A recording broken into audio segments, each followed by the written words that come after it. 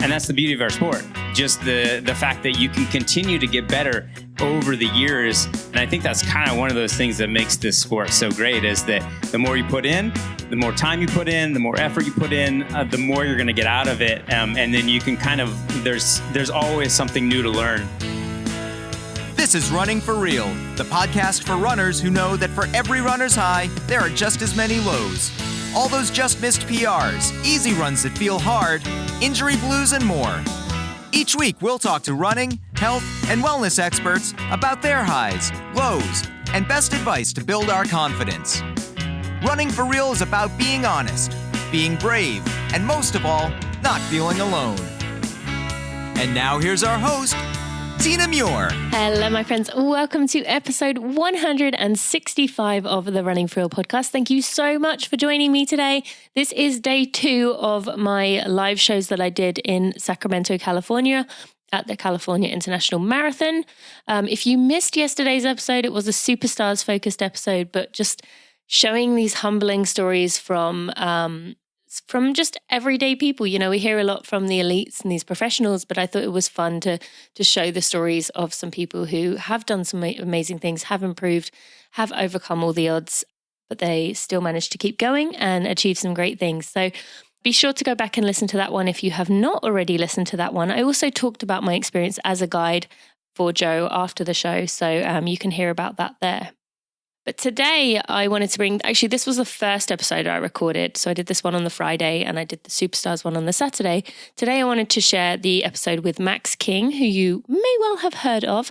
He is very well known within the running community for what he has accomplished in pretty much every event from, you know, he's done so well in all kinds of events, all kinds of distances. He loves obstacle racing. He loves mountain running. He loves ultra running. He really is someone who has just kind of given everything a go, and really admire him for that. He is the 2014 IAU World Champion in the 100K and the 2011 World Mountain Running Champion. He has also finished 4th at Western States, so got a lot of impressive things to his resume. And James McKirdy, I've just realized I'm saying this stuff to you. You're going to hear it in the intro in just a second. James is from McKirdy Trained, which I'm sure you have heard of, have racked up hundreds of athletes in just a few years, as this really impressive kind of coaching community, well, group of coaches who have hundreds of athletes between them, and just a wonderful group. So I look forward to this. This conversation is a lot of fun. We start off kind of serious with the serious stuff, and then we get a bit silly towards the end. So I really hope you enjoy this one. I've never laughed so much during a live show, so it was a really, really enjoyable one. And I was just honored to have both of these guys here. James having people, he was coaching running the next day, and Max was running the next day, going for an Olympic Trials qualifier. So I will tell you at the end how Max got on, or you can look it up yourself. But first, I just want to take a moment to thank our sponsors, and we're right to the episode. Thank you so much to Athletic Greens for sponsoring this episode of the Running for Real podcast. I absolutely love my Athletic Greens. I took it with me to California and made sure I had it every day.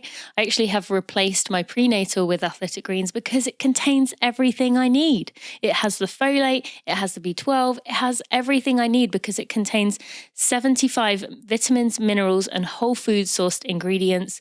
And you'd be hard-pressed to find a more comprehensive powder or supplement on the market. It contains the antioxidant equivalent of 12 servings of fruits and vegetables. So if you start off your day like I do, wake up, go put a scoop of Perfect Amino into some water or a pack if you are traveling. Give it a stir, give it a shake, drink it down. You're starting your day with 12 servings of fruits and vegetables, the antioxidants, I should say, equivalent of those things. You know, it's good to know that you're getting these hard to find or hard to eat foods straight into your diet every day. You're getting ingredients and a high level of antioxidants that are going to boost your immune system, which we definitely need. Every year we hear about the sickness is coming around sooner, the flu is getting worse, and this is going to boost your immune system, really give you that extra support. And I really have appreciated what it has been doing for me. I love the peace of mind that I'm getting a comprehensive nutrition to support this crazy lifestyle that I have right now.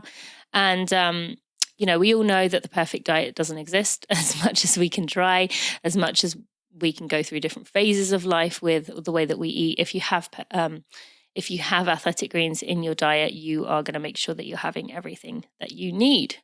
All right, so how do you get hold of this? You can go to athleticgreens.com/Tina to get a free travel pack with 20 servings free. That is valued at $79 when you sign up for your first month. And I just encourage you to give it a try. See what happens. You will really notice the difference. I absolutely did.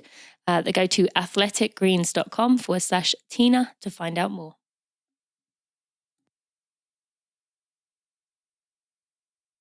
Thank you to Recoup for sponsoring this episode of the Running For Real podcast. By now, you should know that I don't feature many products on these ads. And the reason for that is because I really have to feel passionately about a product, because I feel like there's so many products out there, it can be completely overwhelming. And unless I feel that something could really impact my life, I don't include it. So this time, I'm really excited to share with you about Recoup. They have a cryosphere and a cryo sleeve, which I wish I had had most of my running life, particularly during my years of college or my years kind of early training. Those of you who are in your first 5 years of running, there's going to be some things you're going to do that maybe are going to leave you in a point like I was often in, where you are 2 weeks out from a race, you are struggling with shin splints or maybe an IT band issue, you've got plantar fasciitis, and yes, you need to go see a medical professional. That's always what I recommend. However, going to see a medical professional when you have 2 weeks to go, they're not really going to be able to help you too much, because what do you need? You need to back off and you need to do some therapy. So at that point, what do you do? Well, I have spent many hours holding an ice cup in my hand, rolling it up and down my leg, or using things like a Game Ready, which is things they have in college systems, which kind of pumps ice water throughout your, sort of like on a sleeve on your leg. And I'm so excited that someone has finally created something that helps people like me, like probably you in this situation.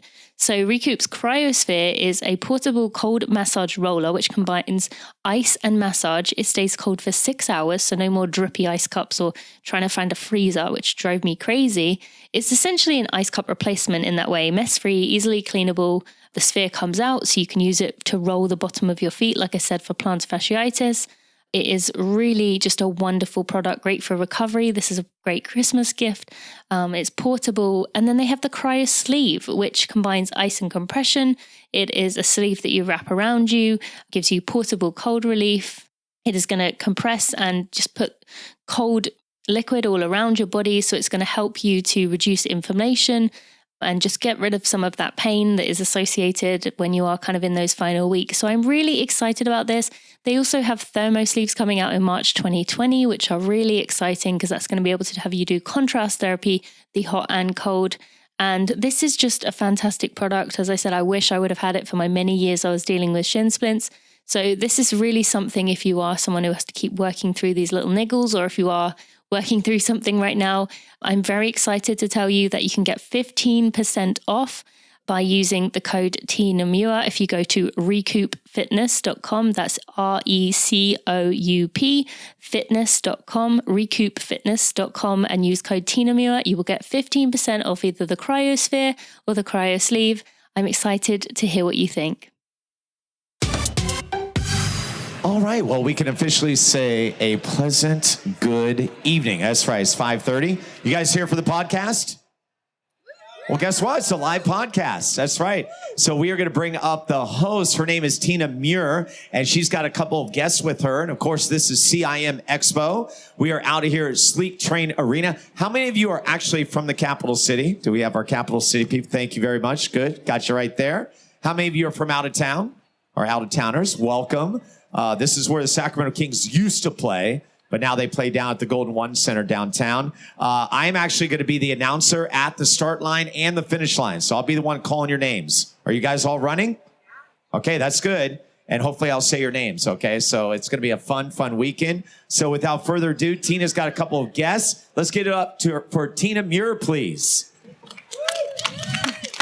Thank you for coming to join us today. This is really exciting to be here at CIM. I actually ran my PR here 3 years ago, so it's really nice to be back here and to be looking at this race from a different perspective. I'm really excited for all of you out here racing, but I'm also excited to talk to these guys who I'm going to bring on the stage right now. So first, I want to introduce the 2011 World Mountain Running Champion and the 2014 IAU 100K World Championship winner, Max King. He is very, very well known within the running community. I'm very excited to have him here today. You guys are really lucky to get to see him, and he's running the marathon on Sunday. And next, we have someone who has built this absolute empire within the coaching world, just starting just a few years ago, and has managed to collect up hundreds of athletes, 26 coaches. 25 coaches, and James McKirdy, I'm excited to bring you up. And we do have some of his loyal athletes in the audience here, which is pretty cool. It's half of the audience. Yeah. You know that you've done well when you've managed to get your athletes to come follow you anywhere you want to go. You've done well. All right. So today I wanted to kind of focus on the fact that we are here at the Expo. And there's something special about being here at the Expo. That means many of you are running. Can I see who is running this weekend? That's good. And there's lots more people walking around right now, and they can hear us talking. So you guys, I'm talking to you too, even though you may not be sitting here with us. But there's something exciting about it, because everyone who is here has come to this race on their own, a different journey. We've all had good moments and bad moments. I say that I'm not racing on Sunday, but there's been some good things, some bad things. Some of you may have had a perfect progression. Some of you may have had a lot of setbacks. But I want to kind of remind everyone here that you're still worthy of being here. You've still done a lot. And that's what I want to focus on today with these guys, showing you that everyone's come from their own perspective. And you may look at someone like Max and say, oh, world champion, well, he's got it easy. But he's worked hard, you've worked hard. Everyone who is here deserves to be here right now. So, all right. So we're going to start by talking about Max. I just mentioned you have done a lot of longer distance races. Many of my audience here, including myself, can wonder how you even managed to do 100K, 100 miles, these really long distances. But why would you come here right now this weekend to do a marathon when you are at the longer end of things? Like, is that scary for you to come down to this kind of distance? It's terrifying. Yeah. Like, I've got to run a lot faster than I normally do. No, I'm specifically here this weekend to get an Olympic trials qualifying time. And it's like I put it off until the very last minute. And this is my last chance to do this. I run primarily, for those of you guys who don't know me, I run primarily trail races around the world, some ultras as well. But the one thing that I always kind of come back to every 4 years is the road, and it's specifically to get that Olympic trials or to get to the Olympic trials. And so, I've kind of put it off for the last couple of years due to some injury stuff. Over the last 2 years. And so now I'm just, kind of throwing all my eggs in one basket with CIM, which is a race that I've never run, but I've always wanted to, kind of growing up around the area here. And so I've got all those eggs in the one basket on Sunday, and we'll see what happens and hopefully make it to the Olympic trials in February. Does any part of you feel some extra pressure knowing that people know how well you do at the longer distances and therefore, you're this superhuman that can win these world championships. So surely you can go down to the marathon and do these superhuman things as well. Do you feel that pressure? Yeah, I'm in a live podcast right now. I'm feeling a little bit more pressure as we go for this weekend. I was supposed to roll in here on an unassuming, unknown run on Sunday and then, Sorry about get that. the time, and now I'm on a live podcast. So yeah, I'm feeling a little more pressure as we go.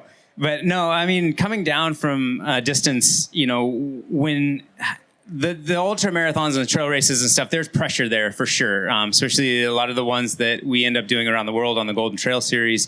They put a lot of pressure you're at a high level of competition, just like you would be at a road marathon.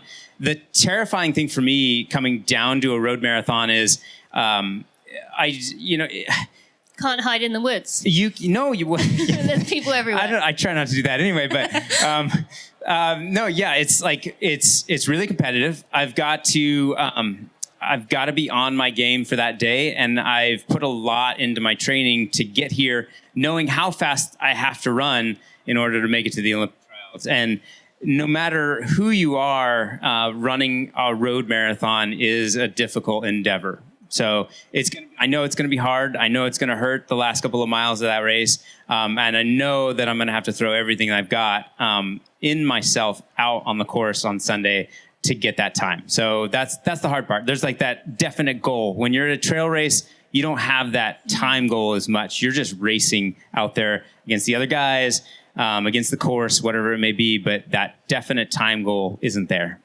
So, James, that actually applies quite well to pretty much every runner, because many people listening out here have a goal. I mean, we know as runners, the Boston qualifier is the most common one, but people have their own various goals. And as Max said, it is a time goal. You either do it or you don't. What have you found about your athletes that you have worked with about kind of pressure and wanting these goals, but not letting it get to a point where the goal kind of overtakes everything and sucks everything out of, the joy of the sport?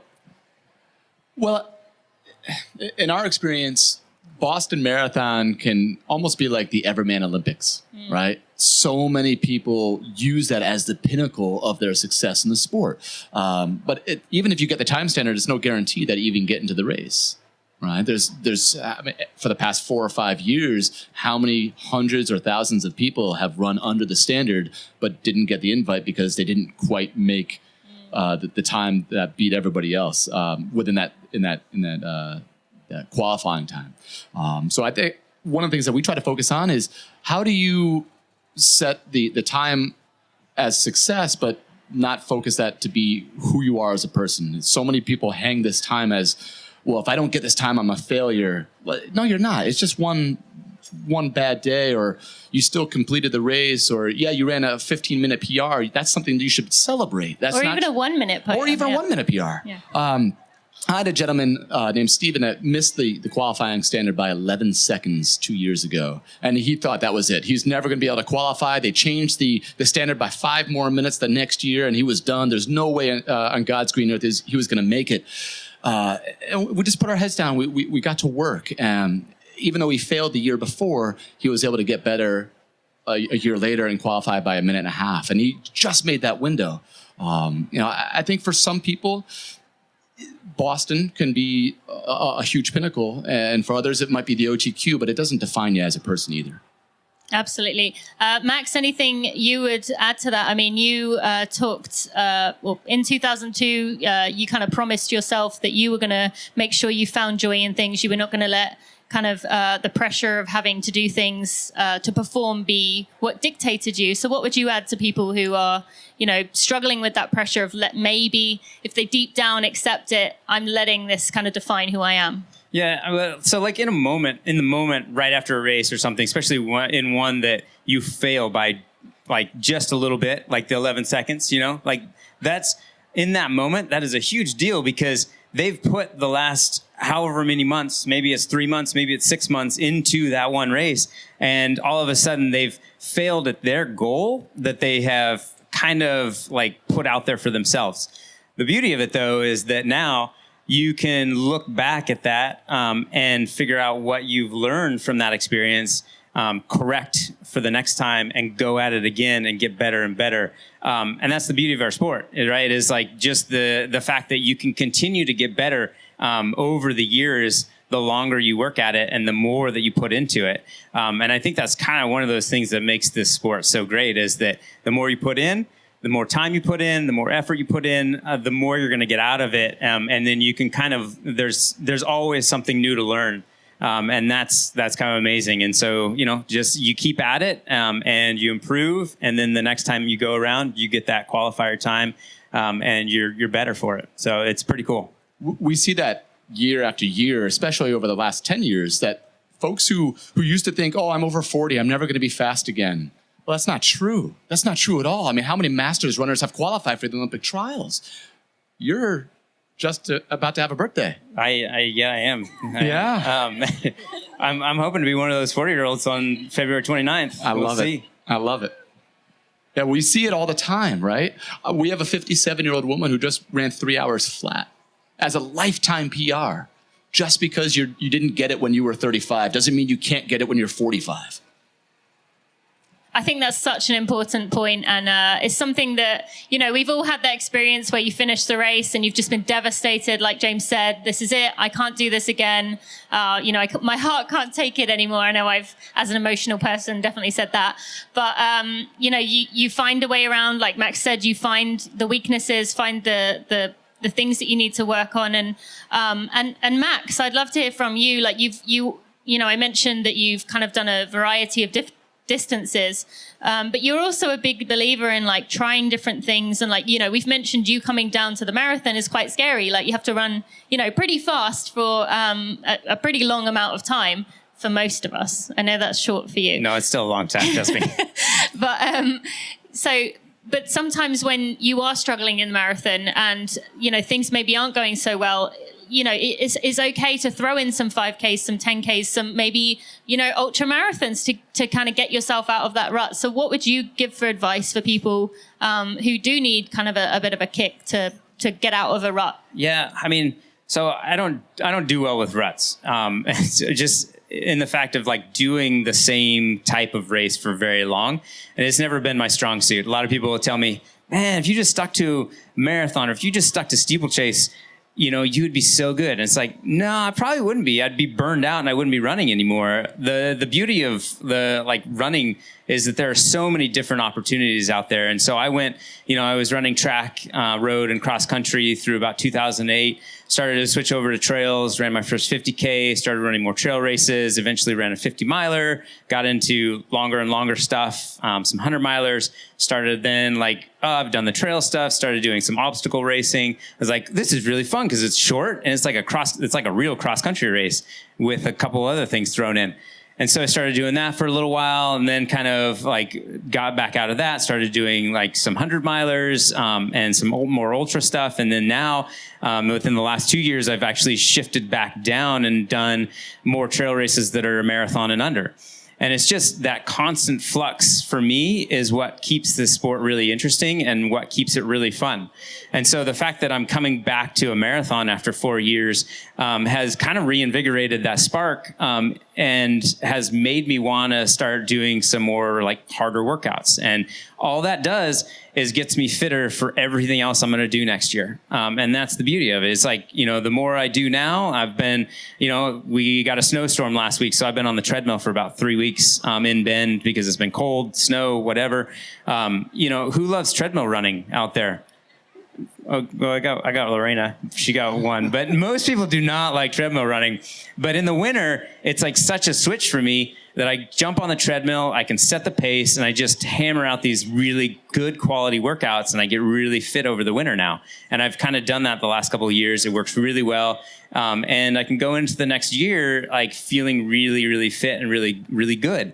And so it's just that constant flux, changing things up all the time, keeps me interested, keeps me motivated, and keeps me keeps me hungry to continue to race. I love that. And you're perfect proof of that. You said, 39 and going for an Olympic trials qualifier here. I mean, I think that's great proof that, just because you're not 23 years old anymore doesn't mean that you can't come back to the distance and do well at it. James, what would you add about keeping the fun, keeping the enjoyment in the sport? Because marathon training can get very serious, can't it? It can. One of the things that we run into a lot is individuals who have only been training for marathons every season, sometimes 2 or 3 in a season, and every season I've got to run a marathon just to get better at the marathon. And we don't really need to train like that. We don't have to be put into that box. Sometimes it's really good to take a season off and train for a 5K or a 10K as your best distance or your fastest distance to find a new power that you never thought you could have. And then you can take that new level of fitness into the marathon, into the half marathon, whatever that might be the focus on. Thank you. That's really good. And I absolutely agree with that. And I've found that to definitely be the case. And if you look at a lot of professional runners, you will see maybe not going up quite as high as Max would, but they may go down to the 5K. They may go up to some longer things. And then you see them improve in every distance. And it really does kind of build on itself. So very important to do. So Max, for people who are running this weekend, you haven't done this course yourself, but what do you tend to go to? What do you tend to tell yourself when you're in that real moment of struggle? Maybe we can do 2 moments of struggle. Maybe what I call the mental freak out, which is like early in the race, maybe around 10 miles when you're thinking, I don't know if I can go another 16 miles or, I don't know if I can hold this pace. What do you tend to say to yourself early on in that part? Like early on, the beauty, like what I used to tell myself was, okay, you need to be like in a marathon, you should be pretty comfortable, pretty relaxed through 10 to 13 miles, somewhere in there, and not struggling too much just yet. You want to save that for later on in the race.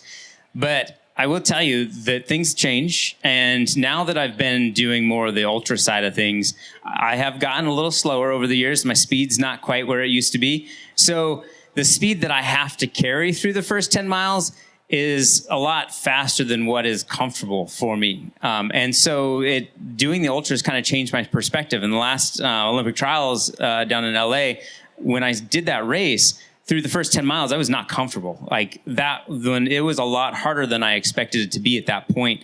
And so I had a minor freak out. And then I realized, like, you know what? Like, this is 26 miles. I've run 100 miles. Like, this can't be that bad, right?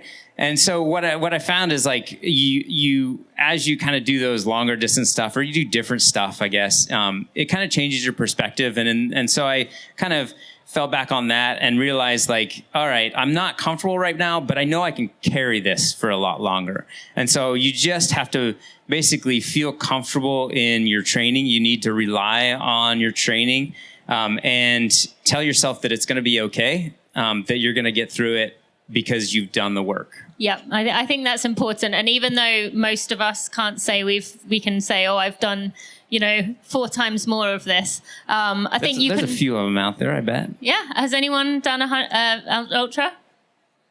Yeah. See, we do have a few. Okay, so you guys have that. Well done. And for everyone else, you can, it's very unlikely that, or I guess, has anyone had a perfect build-up where everything has gone exactly as you wanted it to go? No one ever does. And if you do, that's usually when you have a bit of a rough race because all that bad luck catches up to you. Well, in my experience, that's what I had. But most of us have things go wrong. And even though you may not be able to say, I've run more than this, you can say to yourself, remember that day when it was like icy rain and I just kept fighting through, or it was 90 degrees and humid and I just wanted to quit, but I said, no, you're going to keep going. And I fought through. Well, you can remind yourself of those moments, those tough moments, because you fought through that and you didn't go through all that to give up now. So just you can remind yourself of other things that are your strengths. And that's that second moment later on in the race, yes, when you get to about 20 miles where now at this point you just got to gut it out. And you just got to tell yourself, like, go back to what you've been doing, like your training where it was like that really hard day. Yes. You didn't want to go out for that workout, but you did it and you got it in, and you fought. You fought your body with your mind, yep, and you told yourself what you were going to do. And so that over the last 6 miles, that second freak out, that's where you bring that strength in, and you just tell your legs, you know what? The finish line's like 5-6 miles away. You just need to make it there. Just keep moving forward. Yep. That's always been the best advice, isn't it? James, you yourself, you must have had many of these moments in your races. What would you add to that? Well, my last marathon did not go the way training said it should go. I was about 9 miles in. I took a funny step and I hurt my hamstring, or it cramped up on me. And in that moment, I knew that I had to make a pretty big decision of how I was going to attack the next mile. And then the next mile after that, and then the next mile after that. And Ryan Hall wrote a book, Run the Mile You're In, recently, this year, I believe. And that idea kind of came to my mind, and I had to make some big adjustments just to manage to run and keep myself in a safe position. I think for anybody who struggles in a race, whether it be a half marathon or a marathon, or even in a 5K, like some folks might be running tomorrow, you might go through a little bit of a rough patch, but that's okay. As long as you can kind of keep your wits about you and focus on something you can control in that moment, you won't lose your mind and freak out completely. You can manage through that next step and hopefully recover and make it to the finish line.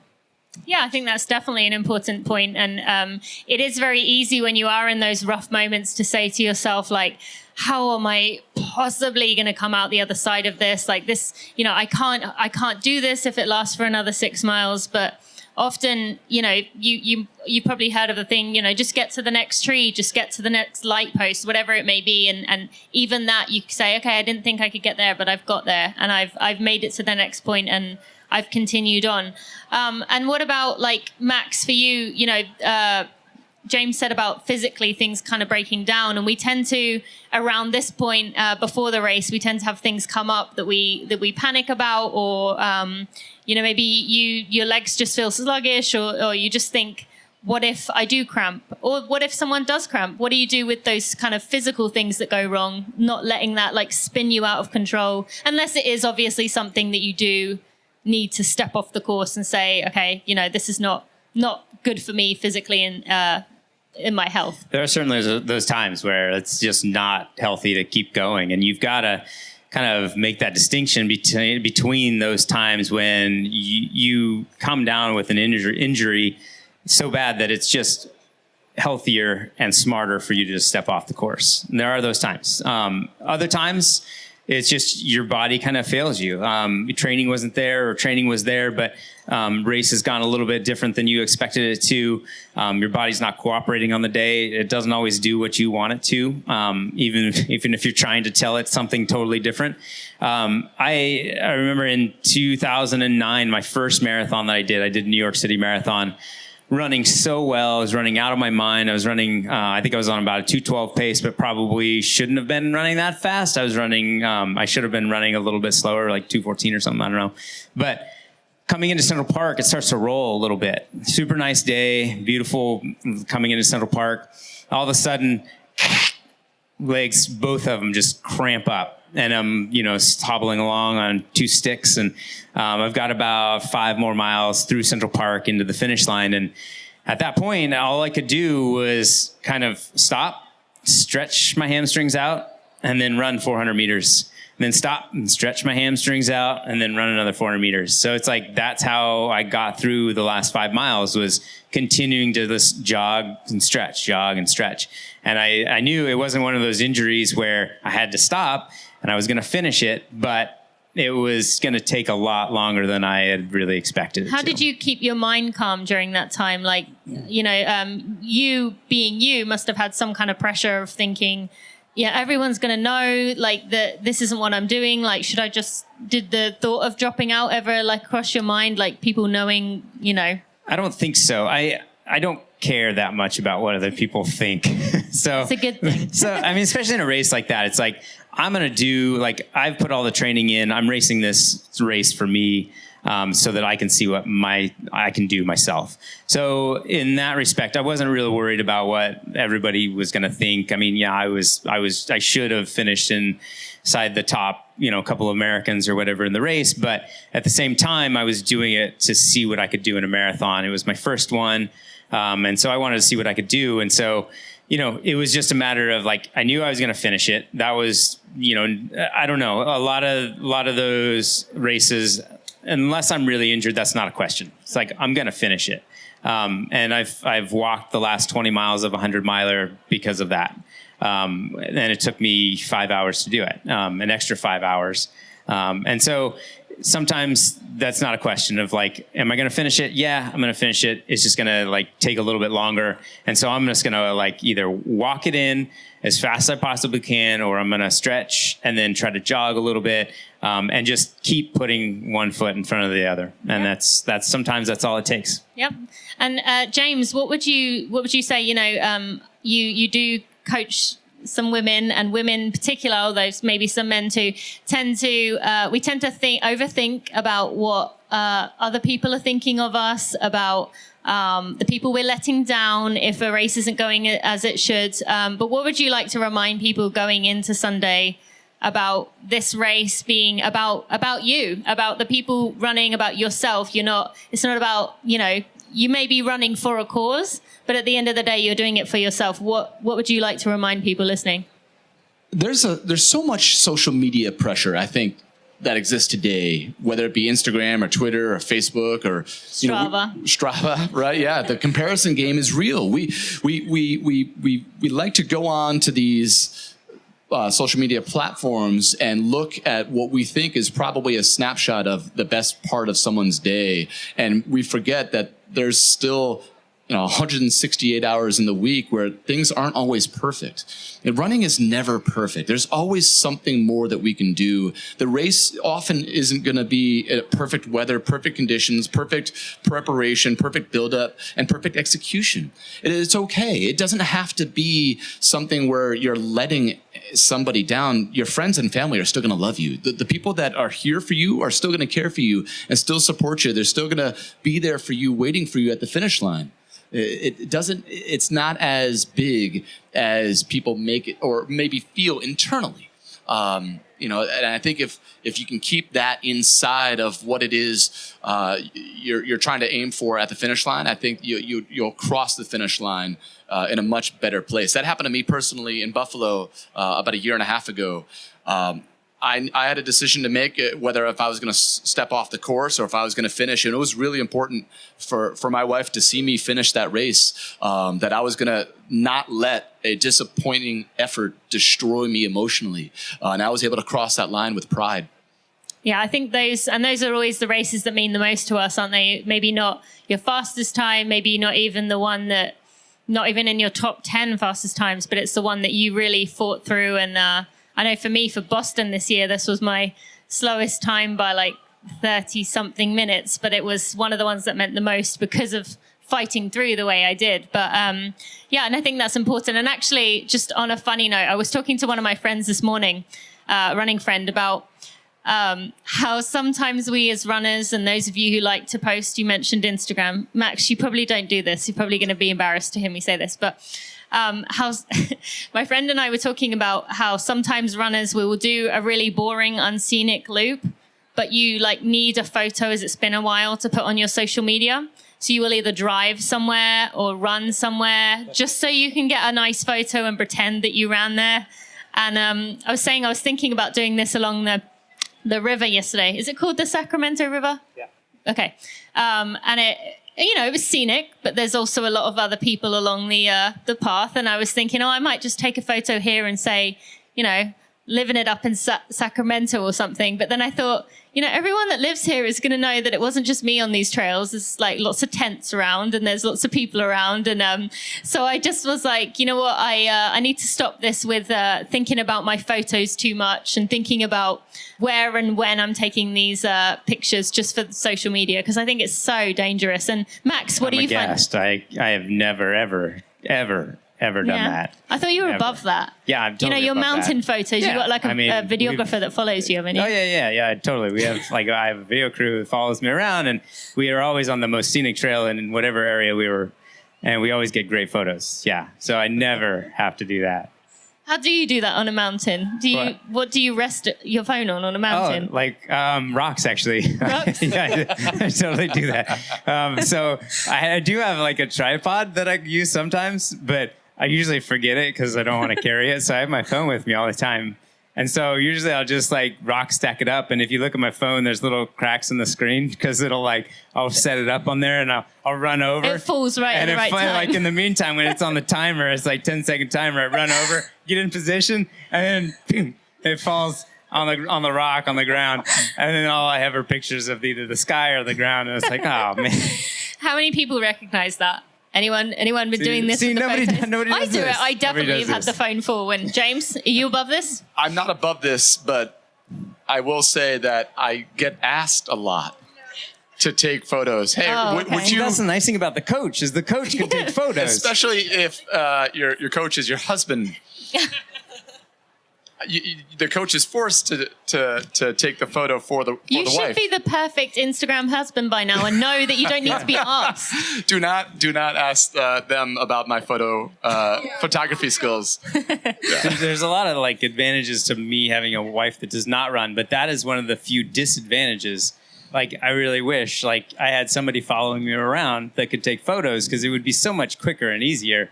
So that's basically what you're for. I have moved up a level in the husband game. Okay. Yeah.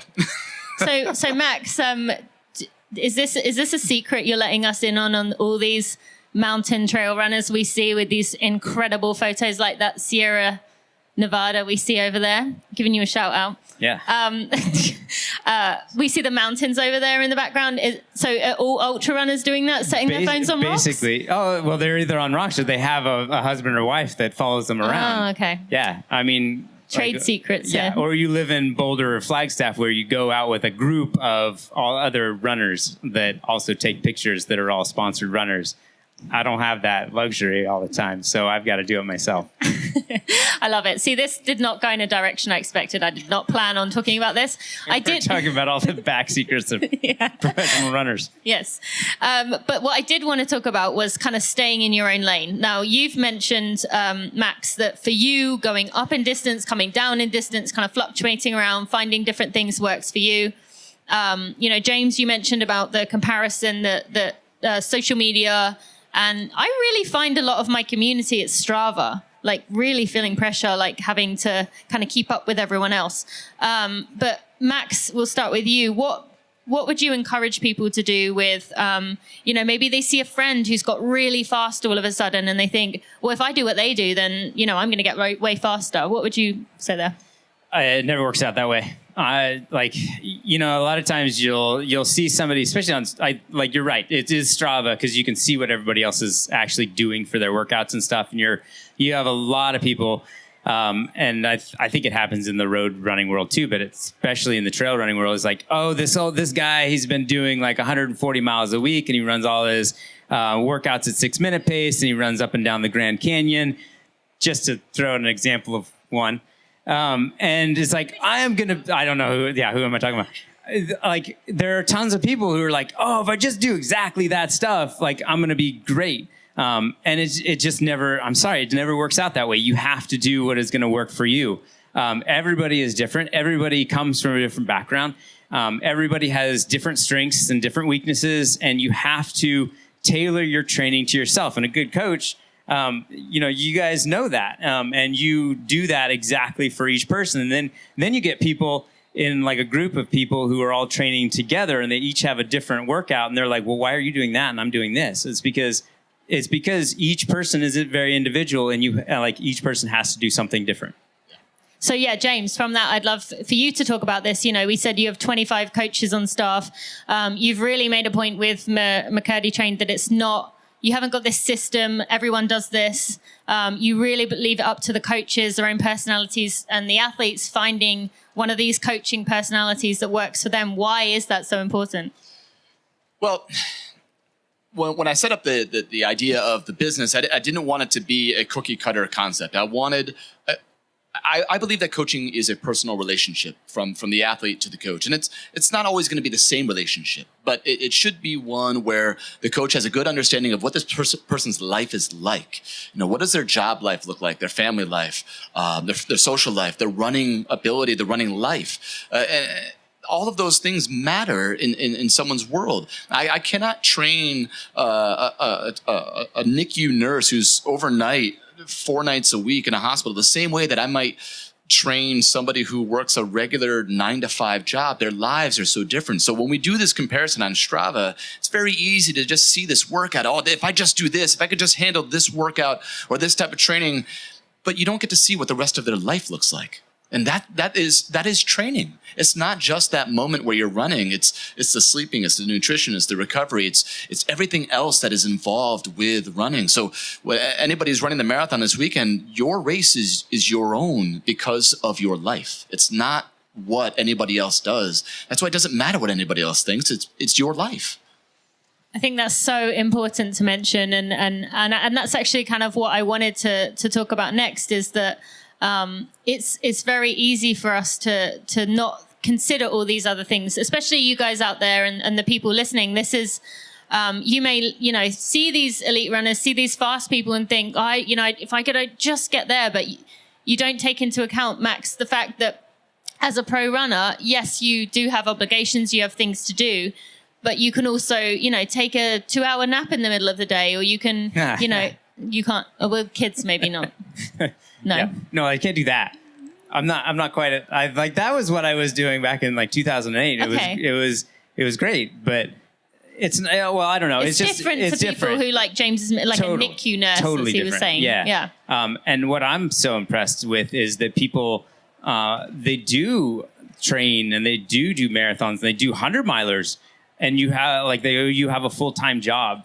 That's impressive to me, like how much dedication like all of you guys put in to running before work, at lunch hour, after work, and doing all of the work that you need to do to get through one of these races, but also having that full-time job. And I did it for a while, but I didn't have kids when I was doing it in the early 2000s. But now that I have kids, it's like a whole another level. It's like, the kids are kind of the job now. So what can you teach people in the audience and people listening that all that stuff, like you having done the kind of pro lifestyle where you are able to kind of put training number one, I feel like most everyday runners don't take into account how much that the family takes out of you, how much your full-time job actually takes out of you, so that you need to give yourself a little more slack, that you're actually doing an amazing job, the fact that you are juggling all these things. Yeah, definitely. And well, and I mean, James can talk to this even better than I can. But, your training load is all about stress. And it doesn't matter what type of stress you have on yourself. It is all stress from the kids, are stress. Your job is stress. Your home life is stress. How much sleeping or recovery or is stress or anti-stress. Your training is also stress. So the less stress you have in the other areas of your life, the more training stress you can put on yourself.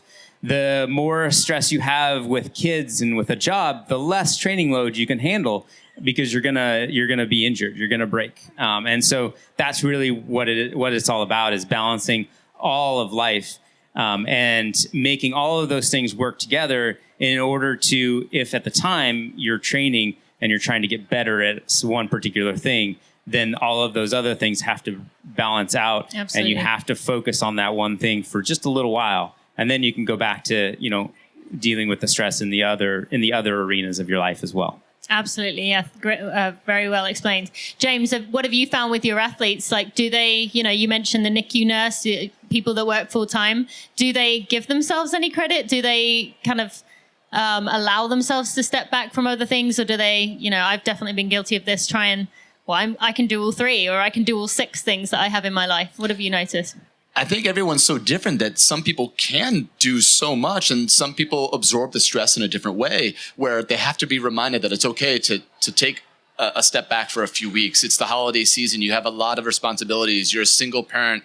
You have life going on. You don't need to be training full time right now, or even consider the 100% load that you were doing. Maybe we step back. I guess sometimes the biggest argument I get is, or the biggest comeback I get is, well, I don't want to lose fitness. I'm scared if I step back, I'm going to lose fitness.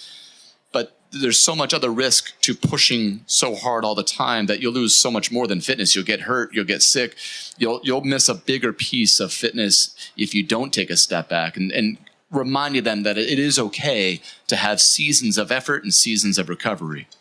I think that's great, and hopefully that is a reminder to all of you out there that you are doing enough. You're doing a great job, and it is okay to back off a few things as well. All right, so just to kind of wrap up here, what would you both like to remind everyone out there, everyone who is running this weekend, some final words of wisdom that you would like to give them? Max, you want to start? I mean, there's so many, but if you're running the race on Sunday, I don't know, my biggest piece of advice is always just have fun. You've been working really hard for this. Make sure that you're in the moment on Sunday morning, you're enjoying what you're doing, and putting it all out there. Put it all out there, just have a good quality race. Have fun. Good. I'm glad you said have fun. That's always should be the last thing people say. No pressure. No, take this now. I think whether you're out there for completion, this is your first marathon, you're going to be out there for 3 hours or even up to 6 or 6.5 hours. You're a part of a relay. You're just out there to have fun. Then allow yourself a chance to do that. Don't put undue pressure on yourself by all of a sudden throwing this expectation or this undue fear on yourself to perform. But if you're out there to perform, give yourself a chance to perform later in the race. Practice patience early so that when the time is come to persevere, you have energy to do so. Absolutely. Actually, on that note, when I was going into giving birth with my first daughter, I say first daughter. I don't know what I'm having this time around. And some of you probably didn't know I'm pregnant, but I am. When I went into I was kind of told that the two are very similar, and I did kind of view it that way. And those of you that are mothers may recognize this. I wanted to go into like the pushing part as like the last 6 miles of the marathon, that I had some energy left, and it very much is the case that you want to get to the 20-mile mark and have something left, not get there and think, oh my God, I don't even know how I'm going to do this. So hopefully you can hold back even with those downhills. It's kind of tough in this race to hold yourself back, but that can be the case.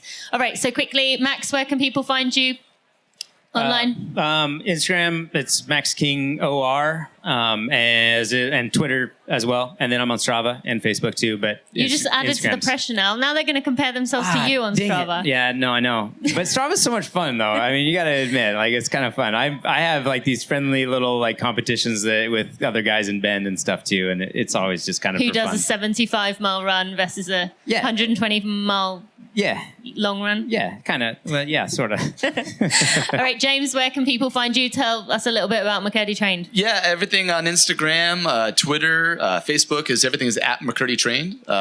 You can find us there, and you can reach out. And generally, if you reach out, it's going to be me that's going to be calling you for a conversation. Okay, and I know I see at least one other coach in your audience. Well, two, definitely. Yep. All right, so we're going to pass it over if anyone has any questions, although I know at these shows it can be a bit scary putting your hand up. So anyone have any questions? Don't be shy. By the way, Tina, can you, because I said, how do you say your last name? I said Muir. Mm-hmm. You're British. How do you say it? Muir. Muir. I know Americans say Muir. Yeah. So I can do that. You just go with it, right? I've been here 14 years, so I kind of go with whatever Americans Very do cool. at this point. Very cool. All right. Any questions? Okay, right over here. Hi, Tina. I've heard some of your podcasts. I come from Mexico City, and I think you're sponsored by UCAN. Yep. Why isn't it more popular, that kind of product that releases that energy slowly against the energy peaks that the sugar products produce? Oh, that's a really good question. I've never been asked that before. But I personally think, and I mean, maybe you guys can weigh in. I don't know if either of you use UCAN. Do you use UCAN? No. No. I personally think it's just most runners don't want the extra hassle of having to mix it up. Whereas like a gel, you just got it in your pocket, rip it open. For me personally, I can't ever imagine going back to a gel. But yeah, I think it's the convenience factor that the others have seen that people maybe don't want to change. They're quite happy with their gels. And unless I think someone's had a specific stomach issue, like, having problems with their stomach during runs, I think a lot of people don't feel the need to change. So, but I don't know. I mean, I love it because that means that for me, that's the one option that I can use and trust. And I relied solely on UCAN for running my PR here 3 years ago. So I was happy with it. And if you use it, hopefully you are too. I did a 34K run 2 weeks ago. And I took 2.5 scoops of UCAN with almond milk. And I didn't have to drink, no Gatorade, no gels, no goose, just water. And I ended up just fine. So I think it's a great product. They're going to love you for mentioning this out here right now. So. They should sponsor me. All right, well, I'll see what I can do. There you go. They will hear this after the event, so we'll see what we can do. And also following, Dr. Tim Noakes, that I know that you produced a podcast with him.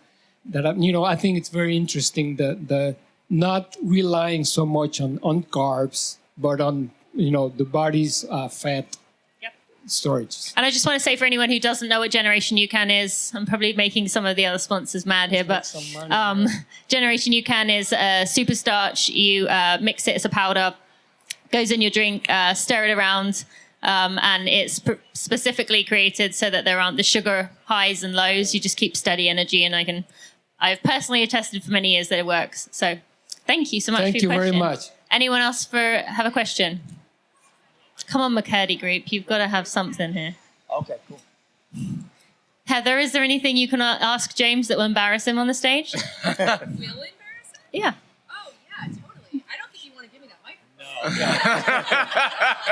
So how many times should you poop before a marathon for ultimate success? You have to repeat the question because she doesn't have a mic. The question, Iterate the question, please. The question is, how many times should you poop before the gun goes off for the marathon?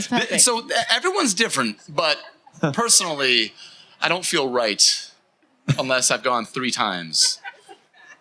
That is the hard truth. So what if you're standing on the start line and it's only been 2? I'm going to have a very difficult race. Whether it's a 5K, mile up to the marathon, it's going to be a rough day.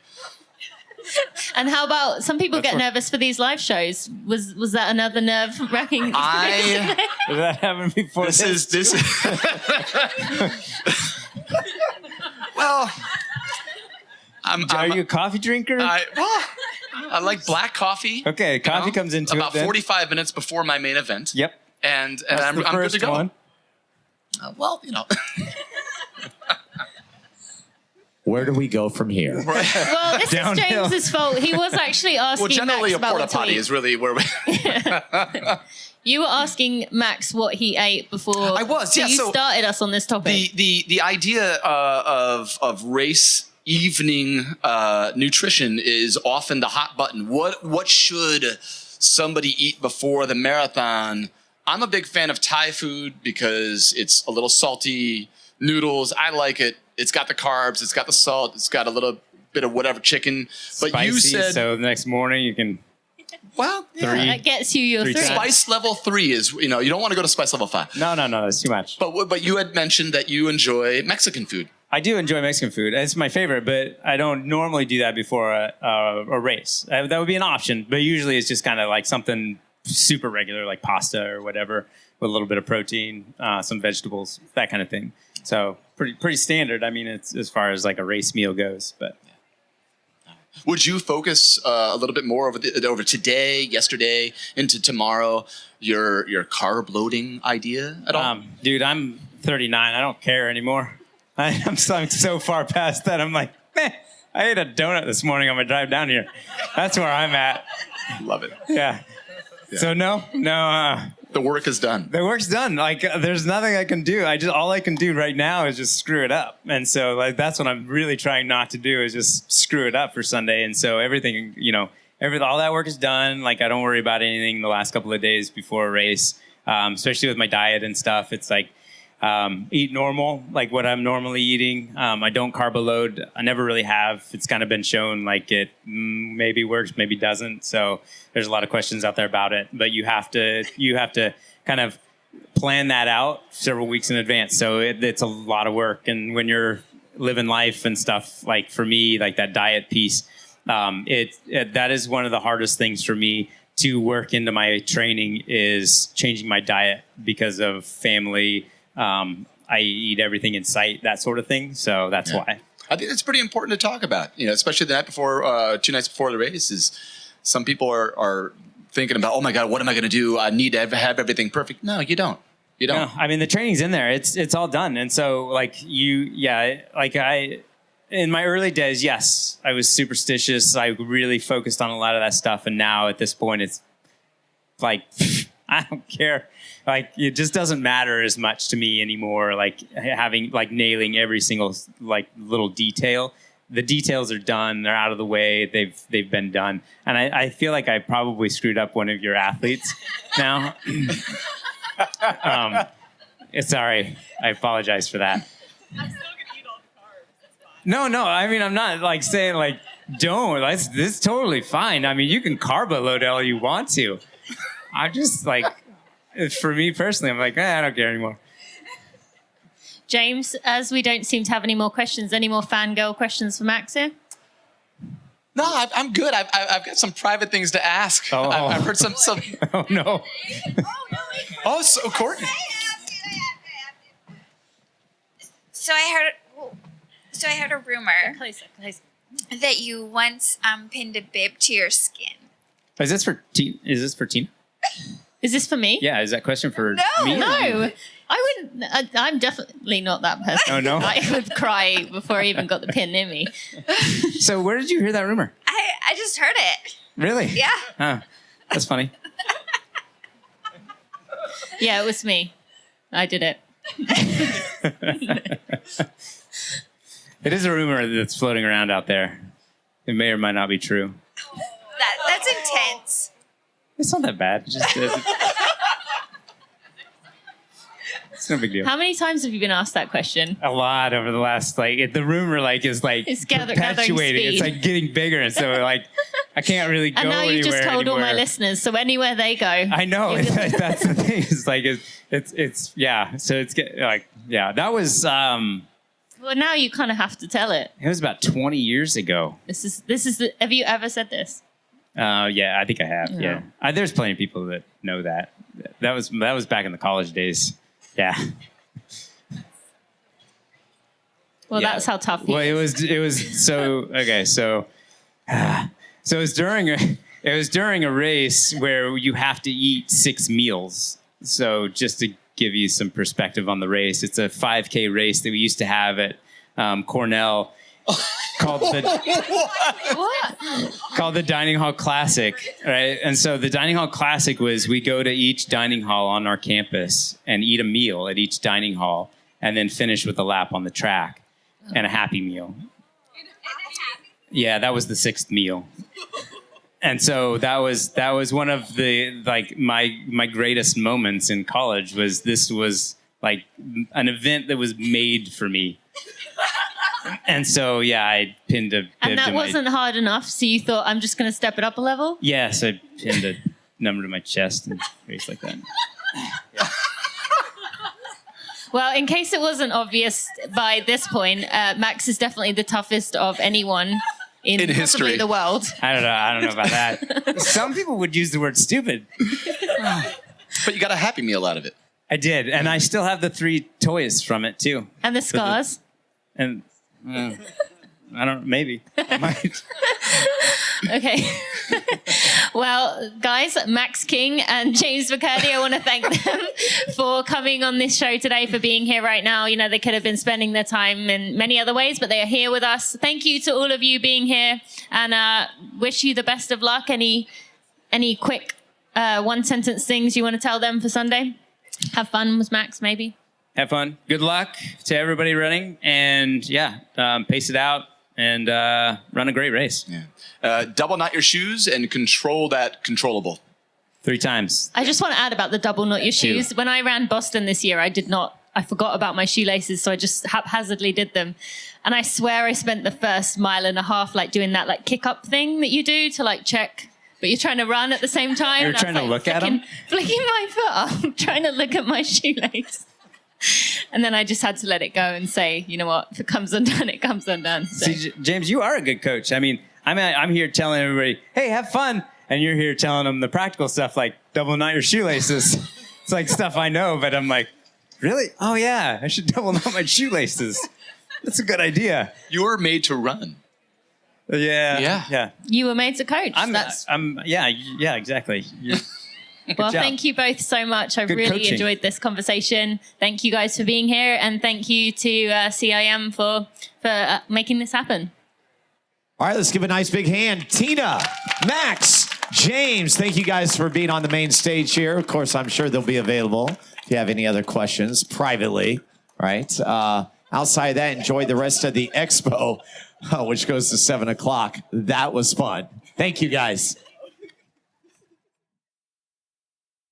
My friends, if you have a minute and you could leave a review on your favorite podcast player, Apple Podcasts, aka iTunes, Stitcher, Overcast, Pocket Cast, Spotify, or whatever else podcast player you use to listen to this podcast, or if you would subscribe to this podcast, you will help me get out in front of new runners to make our tribe even bigger and even better. It might not seem like you as one person can make a difference, but really it helps a lot. And it shows me you appreciate the hard work I put in for those. Thank you so much.